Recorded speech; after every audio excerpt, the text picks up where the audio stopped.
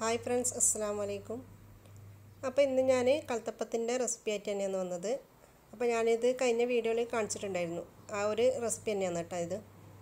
അപ്പോൾ അത് വ്ലോഗിലായതുകൊണ്ട് കുറച്ച് ആൾക്കാർക്കൊന്നും കാണുന്നില്ല എന്ന് പറഞ്ഞു, കാണാൻ ബുദ്ധിമുട്ടാന്ന് പറഞ്ഞു. അപ്പോൾ ഞാൻ റെസിപ്പിന്റെ വീഡിയോ വേറെ തന്നെ ഇടാന്ന് വിചാരിച്ചു. അപ്പോൾ അങ്ങനെ ഇട്ടതാണ് ഈ വീഡിയോ. പിന്നെ കുറേ ആൾക്കാർ ഇത് ചുട്ടിട്ട് ശരിയാകുന്നില്ല എന്നെല്ലാം പറയുന്നുണ്ട്. അപ്പോൾ ഈ ഒരു റെസിപ്പി വെച്ചിട്ട് നിങ്ങൾ ചെയ്ത് നോക്കാം ട്ടോ. ഞാനിതിൽ പറയുന്ന കറക്റ്റ് കണക്ക് നിങ്ങൾ സാധനം എടുക്കാൻ നോക്കുക, എന്നിട്ട് അതുപോലെ ചെയ്ത് നോക്കുക. അപ്പോൾ എന്തായാലും നിങ്ങൾക്ക് ശരിയാവും. നല്ല ആരോടും കൂടി തന്നെ ഈ ഒരു കൽത്തപ്പം കിട്ടും. അപ്പോൾ നമുക്കിതെങ്ങനെയാണ് ഉണ്ടാക്കുന്നത് നോക്കാം. അപ്പോൾ അതിന് വേണ്ടിയിട്ട് ഞാനിതാ ഈ ഒരു ഗ്ലാസ് വെച്ചിട്ട് ഒരു ഗ്ലാസ് പച്ചരിയാണ് എടുത്തത്. അപ്പോൾ ഈ പച്ചരി നമുക്കൊരു 4 മണിക്കൂറോളം കുതിർത്ത് വെക്കാം.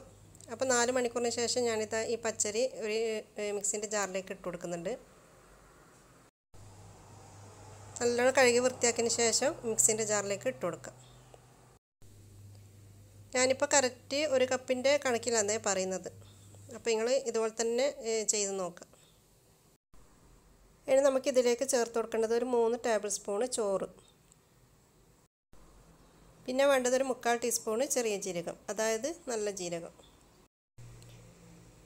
അതിന് ശേഷം നമുക്ക് ഇതിലേക്ക് ഒരു കപ്പ് വെള്ളം ഒഴിച്ചിട്ട് നമുക്ക് നല്ലോണം ഇതൊന്ന് അരച്ചെടുക്കാം. അപ്പോൾ ഞാൻ അരി നല്ലോണം ഇവിടെ അരച്ചെടുത്തിട്ടുണ്ട്. ഇനി നമുക്കിതൊരു പാത്രത്തിലേക്ക് മാറ്റി കൊടുക്കാം. ഇനി നമുക്കിതിലേക്ക് കുറച്ച് വെള്ളം ചേർത്തിട്ട് ഈ മിക്സിൻ്റെ ജാറിൽ ഒരു 1/4 കപ്പ് വെള്ളം ചേർത്തിട്ട് ഒന്ന് കുലുക്കിയതിന് ശേഷം ഈ മാവിലേക്ക് ഒഴിച്ചു കൊടുക്കാം.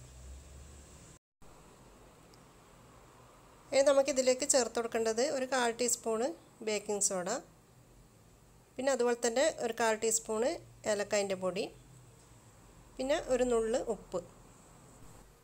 എന്നിട്ട് ഒരു സ്പൂൺ വെച്ചിട്ട് ഇതുപോലെ ഒന്ന് ഇളക്കി കൊടുത്തതിന് ശേഷം നമുക്കിതൊരു സൈഡിലേക്ക് മാറ്റി വെക്കാം. ഇനി നമുക്കിതിലേക്ക് വെല്ലം ഉരുക്കിയിട്ട് ഒഴിച്ച് കൊടുക്കണം. അപ്പോൾ ഞാൻ 2 അണി വെല്ലാണ് എടുത്തത്. ഇത് കുറച്ച് വലിപ്പമുള്ള വെല്ലാണ്. നിങ്ങളുടെ കയ്യിൽ ചെറിയ വെല്ലാണെങ്കിൽ ഒരു 3 എണ്ണം എടുത്തോ കേട്ടോ. ഞാനിപ്പോൾ വലിയ 2 വെല്ലാണ് ഉരുക്കിയിട്ട് എടുക്കാൻ പോകുന്നത്. എന്നിട്ട് ഇതിലേക്ക് ഒരു കപ്പ് വെള്ളം ഒഴിച്ചിട്ട് നമുക്ക് ഈ വെല്ലം ഒന്ന് ഉരുക്കിയെടുക്കാം. പിന്നെ അതുപോലെ തന്നെ 3 അണി വെള്ളം എടുക്കുന്നതാണെങ്കിൽ ഒരു കപ്പ് വെള്ളം തന്നെ ഒഴിച്ചു കൊടുത്താൽ മതി. വെള്ളം ഇടുന്ന ഉരുകുന്ന സമയം കൊണ്ട് നമുക്ക് തേങ്ങാക്കൊത്തും ഉള്ളിയൊന്ന് വറുത്തെടുക്കാം. അപ്പോൾ അതിന് വേണ്ടിയിട്ട് ഞാനിത് കുക്കർ തന്നെയാണ് അടുപ്പിലേക്ക് വെച്ച് കൊടുത്തത്. അപ്പോൾ ഈ കുക്കറിലേക്ക് ഒരു 3 ടേബിൾ സ്പൂണ് വെളിച്ചെണ്ണ ഒഴിച്ചു കൊടുക്കാം.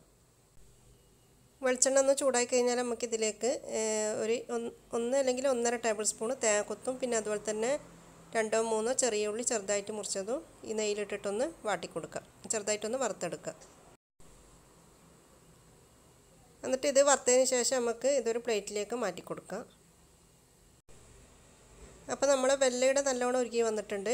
നല്ല ഈ ചൂടോടെ തന്നെ എന്താക്കണം, നമ്മൾ ഈ മാവിലേക്ക് ഈ വെല്ലം ഒഴിച്ചു കൊടുക്കാം. പിന്നെ മാവിലേക്ക് വെല്ലം ഒഴിച്ചു കൊടുക്കുന്ന സമയത്ത് അന്നേരം തന്നെ ഇളക്കി കൊടുക്കാനും നോക്കണം. ഈ മാവ് ഇളക്കി കൊടുക്കാൻ നോക്കണം, അല്ലെങ്കിൽ പിന്നെ കട്ട കിട്ടും. അതുകൊണ്ട് ഇതുപോലെ തന്നെ ചെയ്തെടുക്കാൻ നോക്കാം. ഇനി നമുക്ക് ഈ മാവ് കുക്കറിലേക്ക് ഒഴിച്ചു കൊടുക്കാം. അപ്പോൾ കുക്കറിലേക്ക് ഒഴിക്കുന്നതിന് മുമ്പായിട്ട് കുക്കർ നല്ലോണം ചൂടാക്കിയിട്ട് വെക്കാം, എന്നിട്ട് മാത്രമേ ഒഴിച്ചു കൊടുക്കാൻ പറ്റും. കുക്കർ നല്ലോണം ചൂടായിട്ടിരിക്കണം. അപ്പോൾ ഞാൻ കുക്കറിൽ ഒരു ചെറിയ ടീസ്പൂണ് വെളിച്ചെണ്ണ ഒഴിച്ചു കൊടുത്തിട്ടുണ്ട്. അത് നമ്മൾ തേങ്ങയും പിന്നെ ഉള്ളിയും വറുത്ത ആ വെളിച്ചെണ്ണ തന്നെയാണ്. പിന്നെ മാവ് നമ്മൾ കുക്കറിലേക്ക് ഒഴിച്ചു കൊടുക്കുന്ന സമയത്ത് കുറച്ച് പൊന്തിച്ചിട്ടങ്ങ് ഒഴിച്ചു കൊടുക്കാം. മാവ് ഒഴിക്കുന്ന സമയത്ത് കുറച്ചങ്ങ് പൊന്തിച്ചിട്ട് ഒഴിച്ചു കൊടുത്താൽ മതി.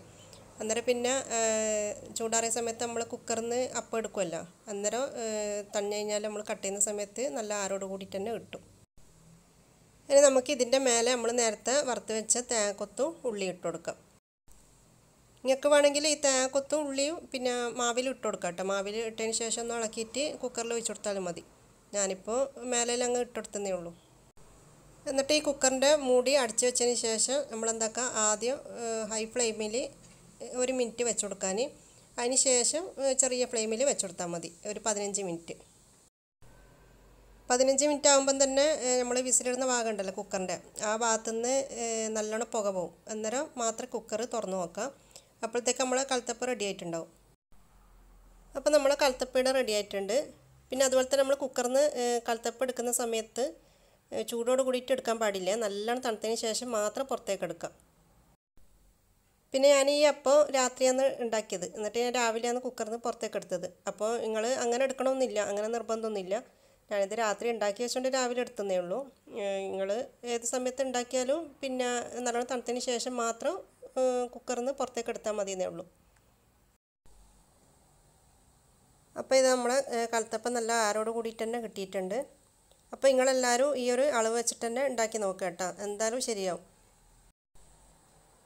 നല്ല ടേസ്റ്റ് ഉണ്ടായിന്, നല്ല കറക്റ്റ് മധുരവും പിന്നെ അതുപോലെ തന്നെ നല്ല സോഫ്റ്റെല്ലാം ഉണ്ടായിന്. അപ്പോൾ ഇതിൽ കാണുന്ന പോലെ നല്ല പെർഫെക്റ്റ് ആയിട്ട് തന്നെ കിട്ടിയിട്ടുണ്ട്. അപ്പോൾ നിങ്ങളെല്ലാവരും ഇത് ട്രൈ ചെയ്ത് നോക്കിയിട്ട് ഫീഡ്ബാക്ക് അറിയിക്കുക. വീഡിയോ ഇഷ്ടമായിട്ടുണ്ടെങ്കിൽ ലൈക്ക് ചെയ്യുക, ഫാമിലി ഫ്രണ്ട്സിനൊക്കെ ഷെയർ ചെയ്യുക.